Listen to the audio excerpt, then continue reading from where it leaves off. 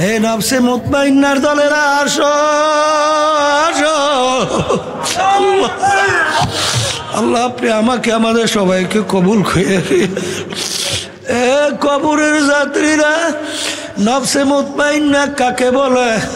বাজার নেক কাজ করতে ভালো লাগে, নেক কাজ করতে পারে, গুনার থেকে ফিরতে পারে, এই নফস হলো নফসে মুতমাইন্না।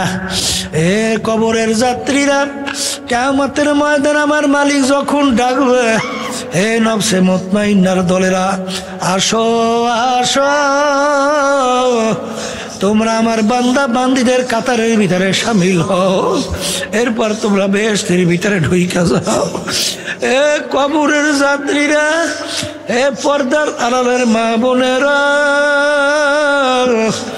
আমার মালিক যেদিন তোমাকে আমাকে ডাকবে, নফসে মুতমাইন্নার দলদেরকে ডাকবে, তোমার আমার যদি নফসে মুতমাইন্না নাও পৌঁছাইতে পারি, তখন কিয়ামতের ময়দানে আমার মালিকের ডাকে সাড়া দিতে পারবা।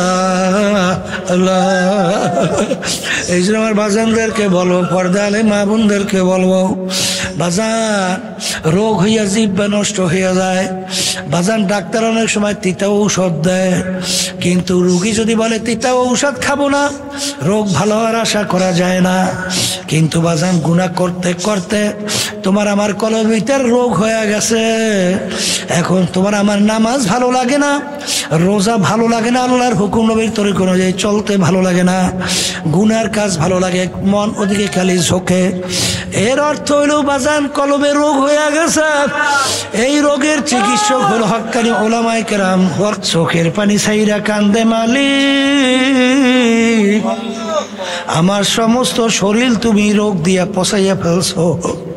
শরীরের ভিতরে পোকা, এমনকি হাড্ডির ভিতরে কটকট করিয়া কামড়ায়। আমার অন্তরে দিলের ভিতরে কোনো কষ্ট ছিল না, কারণ আমার জবানটা ছিল ভালো। আমি জবান দিয়ে আমার তোমার জিকির করছি। যখন তোমার নাম আমার জবানে বলছি আল্লাহ, আমার অন্তরটা ঠান্ডা হয়ে গেছে।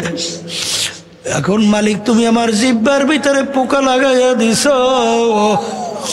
যদি আমি জিহ্বা দিয়ে তোমার নাম না নিতে পারি, এই কষ্ট আমি কেমনে সহ্য করব?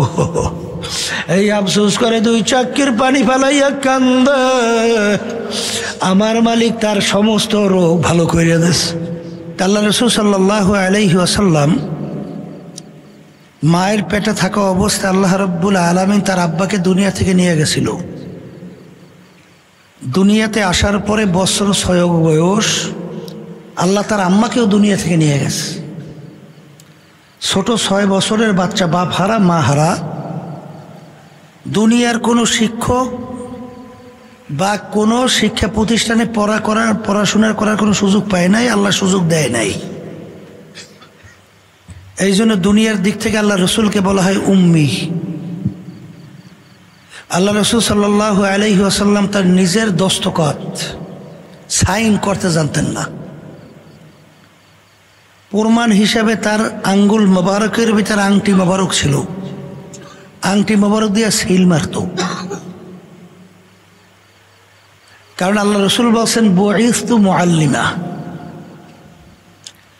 আল্লাহ রাব্বুল আলামিন আমাকে পাঠাইছেন ওস্তাদ হিসাবে। পাঠাইছেন ওস্তাদ হিসাবে, আবার ছাত্র হইবে কার?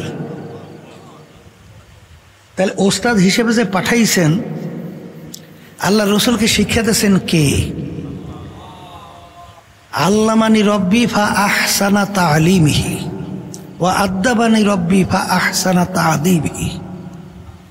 আল্লাহ রসুল সাল্লাল্লাহু আলাইহি ওয়াসাল্লাম বলেন, আল্লাহ রাব্বুল আলামিন আমাকে শিক্ষা দান করছেন। শিক্ষাটা কত উত্তম শিক্ষা! আল্লাহ রাব্বুল আলামিন আমাদেরকে আদব শিখাইছেন, কত উত্তম আদব! তাইলে দুনিয়ায় কোনো শিক্ষায় শিক্ষিত হওয়ার সুযোগ আল্লাহ রসুল পায় নাই, আল্লাহ দেয় নাই। তার পক্ষ থেকে আল্লাহ রাব্বুল আলামিন প্রায় 32-এর মতো মুআজিজা প্রকাশ করাইছেন। মুজিজা সম্পর্কে আপনারা উলামায়ে কেরাম হক্কানি তাদের জবান থেকে শুনে থাকেন, যেটা অন্য কারো মাধ্যমে এটা প্রকাশ হওয়া সম্ভব না। যেমন আকাশে চাঁদ 2 টুকরা করা, এটা আল্লাহ রাসূল সাল্লাল্লাহু আলাইহি ওয়াসাল্লাম একটা মুজিজা। আবু জাহাল বলছিল, আমার ভাতিজা তুমি যদি আল্লাহর নবী হও, আকাশে চাঁদ 2 টুকরা করে দেখাতে পারো? চাচা যান পারলে কি হবে? কালিমা পড়ে মুসলমান হব। আল্লাহর ঘরের পাশেই পাহাড়, জাবালে কুবায়েস, নাম শুনছেন, অনেকে দেখছেন। পাহাড়ের উপরে উঠে আল্লাহর হাবিব যখন আঙ্গুল ইশারা করলেন, চাঁদ 2 টুকরে 2 দিকে পড়ে গেছে। আবার ইশারার মাধ্যমে চাঁদ হয়ে গেছে। এইরকম অসংখ্য মুজিজা, প্রায় 32-এর মতো মুজিজা আল্লাহ প্রকাশ করাইছেন তার মাধ্যমে। মায়ের কোলের দুধ পানকারী সন্তান আল্লাহর হাবিবের কাছে দোয়ার জন্য নিয়ে আসে, মিসকি মিসকি আল্লাহর হাবিব হাসতেছেন, বাচ্চাকে ইঙ্গিত করে বলতেছেন, বাচ্চা বলো তো আমি কে? আল্লাহর কুদরত, তার জবান খুলে গেছে। দুধ পানকারী বাচ্চার জবান খুলে গেছে। বাচ্চা বলতেছে, আপনি মুহাম্মদুর রাসূলুল্লাহ সাল্লাল্লাহু আলাইহি ওয়াসাল্লাম, আমি আল্লাহর নবী। এরকম ঘটনা দেখাশোনার পরেও আবু জাহাল, উতবা সাহেব, আবুল আহাব মার্কা, ওদের কিন্তু ঈমান নসিব হয় নাই। ঈমান নসিব না হওয়ার পিছনে মূল একটা বড় কারণ হলো হুব্বুদ দুনিয়া রাসু কুল্লি খতিয়াতে। আল্লাহ রাসূল সাল্লাল্লাহু আলাইহি ওয়াসাল্লাম বলছেন, সমস্ত গুনার মূলই হলো এই দুনিয়ার মোহ, দুনিয়ার মোহাব্বত, দুনিয়ার লোভ, দুনিয়ার লালসা এবং আশা। কথা ঠিক না বে? ঠিক। আবু জাহাল কিন্তু ভালোভাবে জানতো যে তার ভাতিজা যে আল্লাহর পক্ষ থেকে নবী রাসূল, ভালোভাবে জানতো। কারণ আল্লাহ কোরআনুল কারীমে বলছেন, হে রাসূল, আপনাকে তারা কেমন চেনে যে আপনি আমার পক্ষ থেকে রাসূল? কেমন চেনে? কিভাবে চেনে? তাদের সন্তানদেরকে তারা যেভাবে চেনে, তা আপনি যে আমার পক্ষ থেকে নবী, ওইভাবেই চেনে ওরা যে আপনি আমার পক্ষ থেকে রাসূল হিসেবে আসছেন। ঈমান নসিব হয় নাই কেন? আবু জাহালকে যখন কতল করতেছে, তখন বলতেছে, আমার মাথাটা একটু বড় করে খাইতো। কি করতেছে? কতল। জানেন তো, ছোট ছোট 2 সাহাবা, জানেন না? বলে বড় করে কল্লাটা কাটো। কেন? বলে মরার পরে মানুষ দেখলে যেন বোঝে নেতার কল্লা। মরার পরেও নেতৃত্ব বলতে পারে না। এই দুনিয়ার মোহই কিন্তু সমস্ত গুনার মূলের ক্ষেত্র এবং গুনার মূল। আর এই দুনিয়া সম্পর্কে আল্লাহ রাসূল সাল্লাল্লাহু আলাইহি ওয়াসাল্লাম বলছেন, আর দুনিয়া জিফাতুন ওয়া তালিবুহা কিলাব। দুনিয়াটা হলো, এবং দুনিয়ার যত সম্পদ বা যা কিছুই বলো, একটা মরগের মতো মুর্দা। একটা মরা কুত্তা পড়ে রয়েছে, আর মূল্য কি? একটা মরা গরু পড়ে রয়েছে, মূল্য কি? পানি দিয়ে একটা মরা গরু ভাইসে যাইতেছে, মূল্য কি? আল্লাহ রাসূল সাল্লাল্লাহু আলাইহি ওয়াসাল্লাম বলেন, দুনিয়াটা আল্লাহর কাছে এইভাবে মূল্যায়ন, যেরকম একটা মরগের কোনো মূল্যায়ন তোমার আমার কাছে নাই। ওর পিছনে যারা নাকি ঘুরবে, ঘুরবে কারা? কুকুরের দল। মরগের পিছনে দৌড়ে কারা? কুকুর। আর ঠিক যারা নাকি আখেরাতের স্থায়ী জিন্দেগি ভুলবে, দুনিয়ার পিছনে পড়বে, তারা হলো দুনিয়ার কুকুরের দল।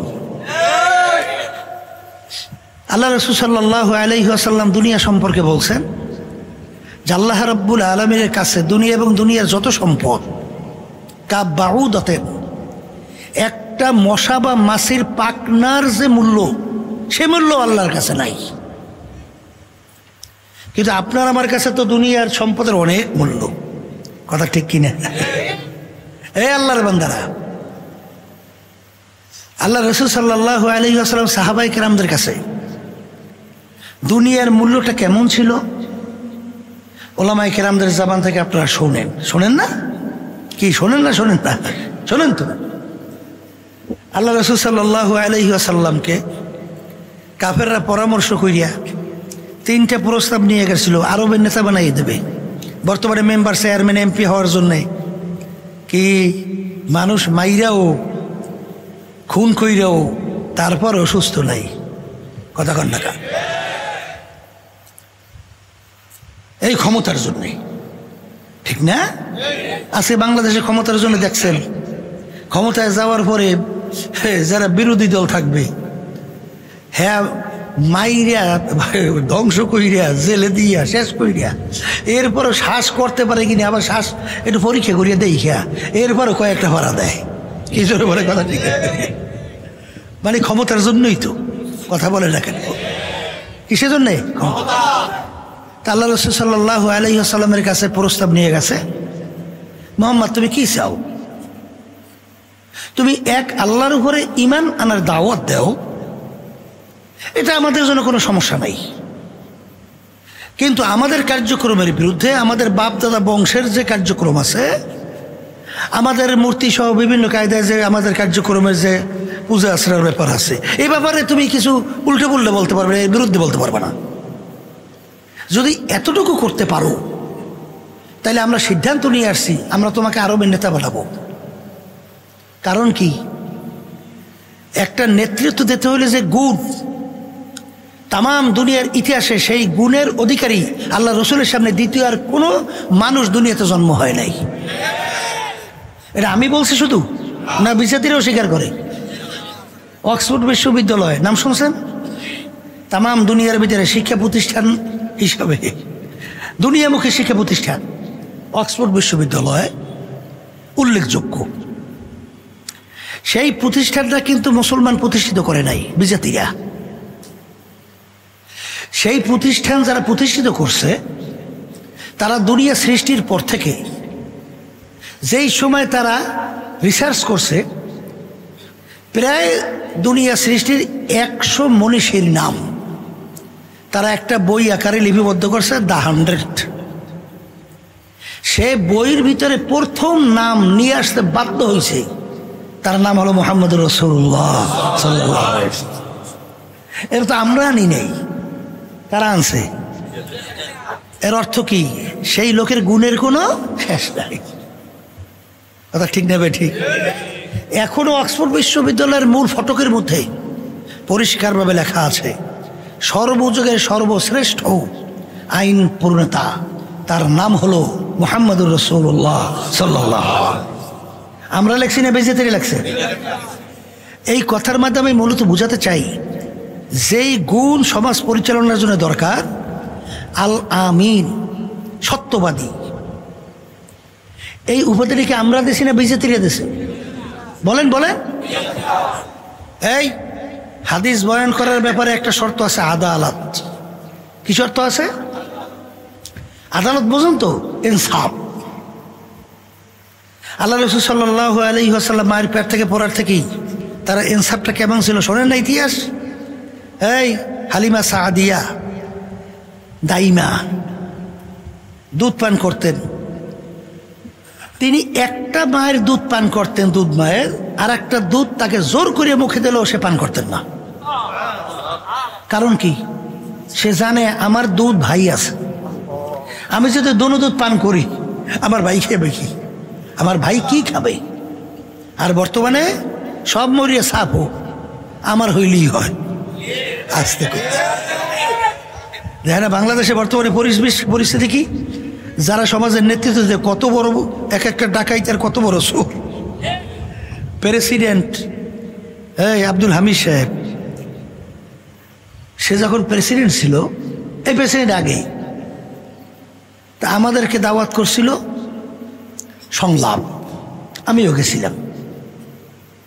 তা প্রেসিডেন্টের পাশে চেয়ারে আমি বসছি, তা বিভিন্ন আলোচনা হইতেছে। এক পর্যায়ে আমাদের একজন দায়িত্বশীল বলতেছেন, প্রেসিডেন্ট সাহেব, আপনার একটা কথা বিভিন্ন জায়গায় আমরা এটা বলি।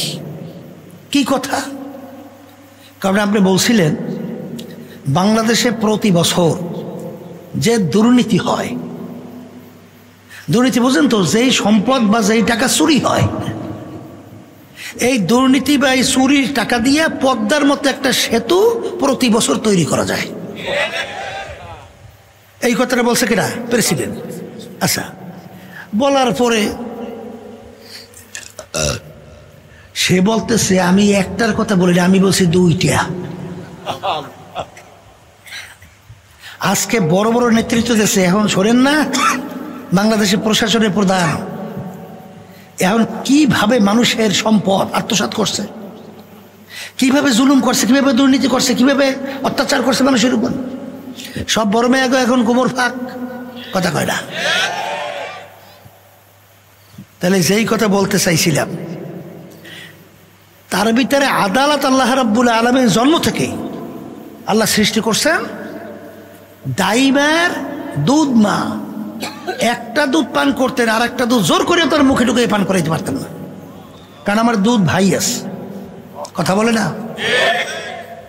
এই ছিল তাদের ভিতরে আদালত, এই ছিল তাদের ভিতরে ন্যায়পরায়ণতা।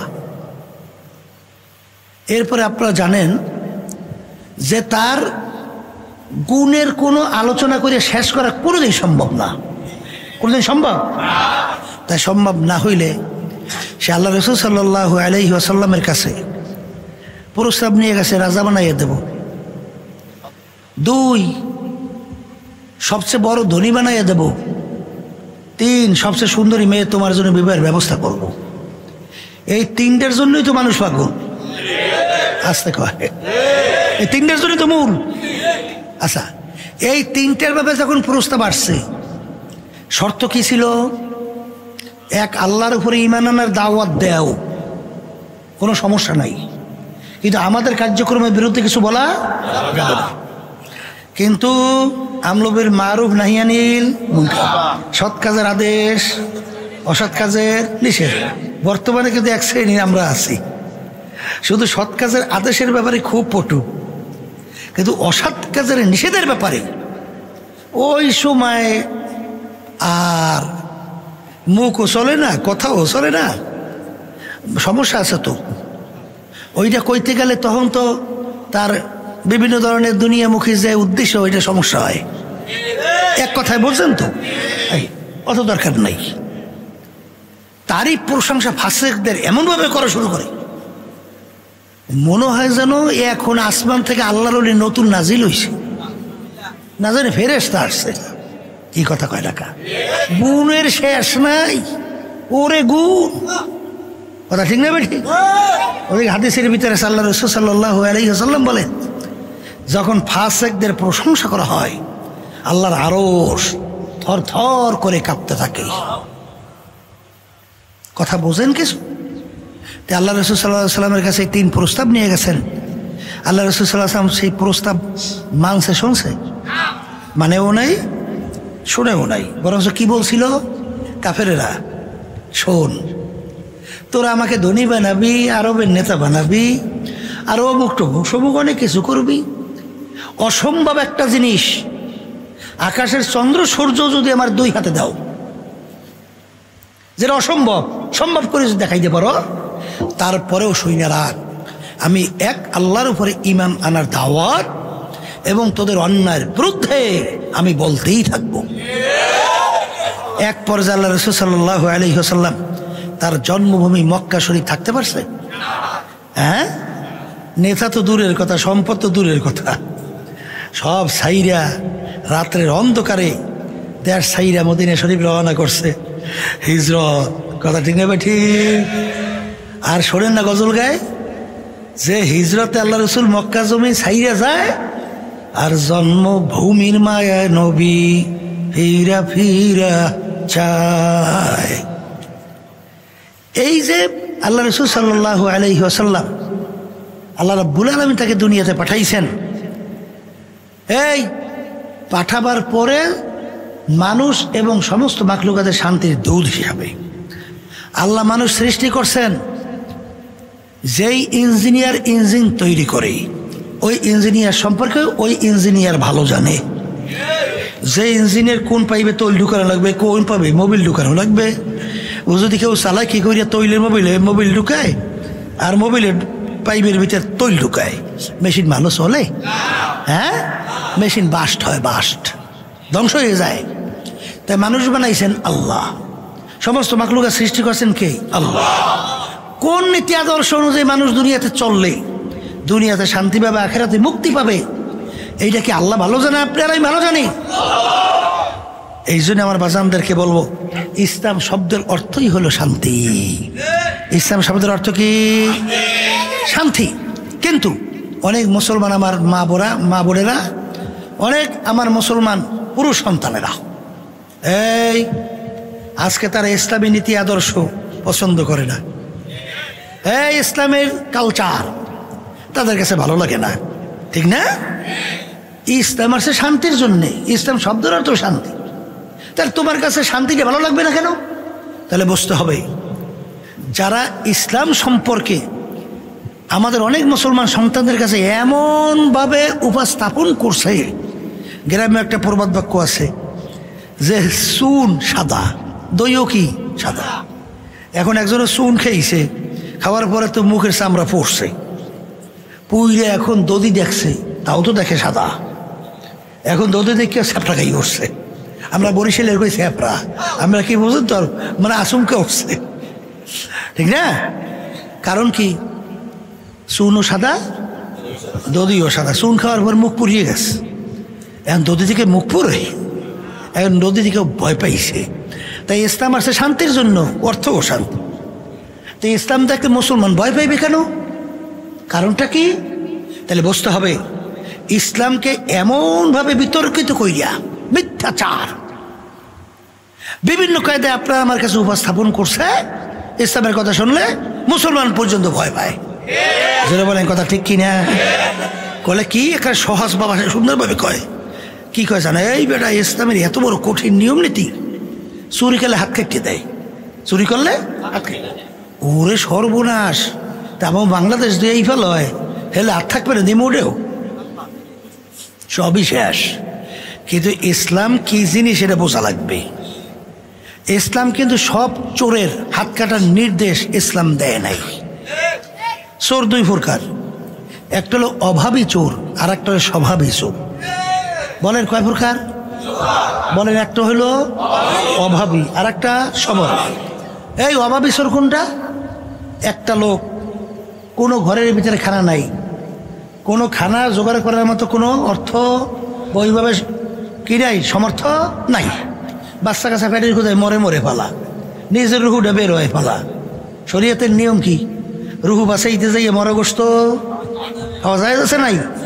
এখন ও রুহুটা বের হয়, এখন দেখবি না পাইয়া চুরি করছে, এইটার নাম কি? চোর, অভাবী। আর একটা লোক তার সম্পদ মালের কোনো অভাব নাই, কিন্তু লোভ সামলাইতে পারে না, চুরি করছে, এইটার নাম কি? স্বভাবী চোর। আমাদের দেশের এমপি মন্ত্রী এই বড় বড় অফিসার সব অভাবী চোর, অভাবী। আর একটু আসতে কর, কোন চোর?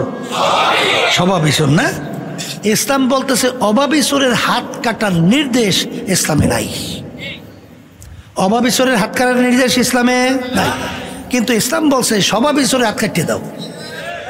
আচ্ছা বলেন তো, বাংলাদেশের মধ্যে এই দুই একটা স্বভাবী চোরের যদি দুই একটা বেশি না হাত কাটতে দেওয়া হইতো, বাংলাদেশ কিন্তু চোর মুক্ত। কি ভুল বলছি না ঠিক বলছি?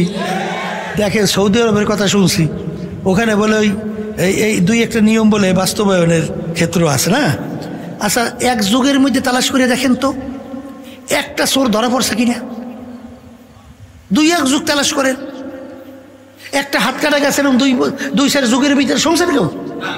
এই আল্লাহর বান্দারা, প্রশাসন আদবের লাঠি যদি না থাকে তাহলে সেখানে বান্দর মাথায় ওঠে না?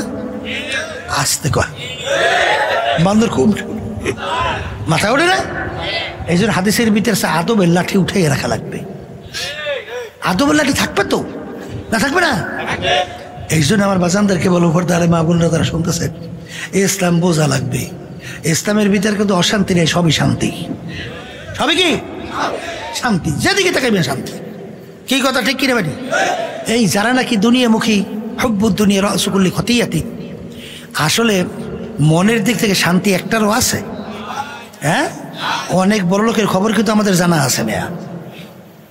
কি এই যেগুলো হারাম খাইয়া, ধোকাবাজি করিয়া, ক্ষমতা দেখাইয়া, জুলুম করিয়া বিভিন্ন কায়দায় কায়দায় সম্পদ উপার্জন করছে, হারামে আরাম নাই। আর রিক্সাওয়ালা আমার বাজানরা হালালে যে কামাই করিয়া যদি জিজ্ঞেস করে ভাই কেমন আছেন, এমন সুন্দর একটা হাসি দেয়, মনে হয় যেন আর ফুর্তি আর আনন্দের কোনো শেষ নেই। হাসিতে একেবারে বুকটা ফুলে গেছে। আর যদি জিজ্ঞান ভাই কেমন আছেন, কইয়েন না হুজুর বিপদের কোনো শেষ নাই। কি তাই ওর অর্থ সম্পদের আরাম রইল কি? কোন আরাম হয়েছে? কোন আরাম হয় নাই। সিংহবাগ দুনিয়ামুখী দুনিয়াদার ঘরের ভিতরে শান্তি নেই। কেমন শান্তি থাকবে বলেন তো? সেখানে দেখবেন বর্তমানে যে পরিবেশ তৈরি করতে চাইছে ট্রান্সজেন্ডার। ট্রান্সজেন্ডারটা কি? সমকামিতা বুঝেন? এক কথায় ওরা ব্যাখ্যা দেয়, একটা মেয়ে যদি মনে করে আমি ছেলে হয়ে গেছি, হে বলে মনের দিক থেকে ছেলে হয়ে গেছে। একটা ছেলে যদি মনে করে আমি মেয়ে হয়ে গেছি, সে বলে মেয়ে হয়ে গেছে।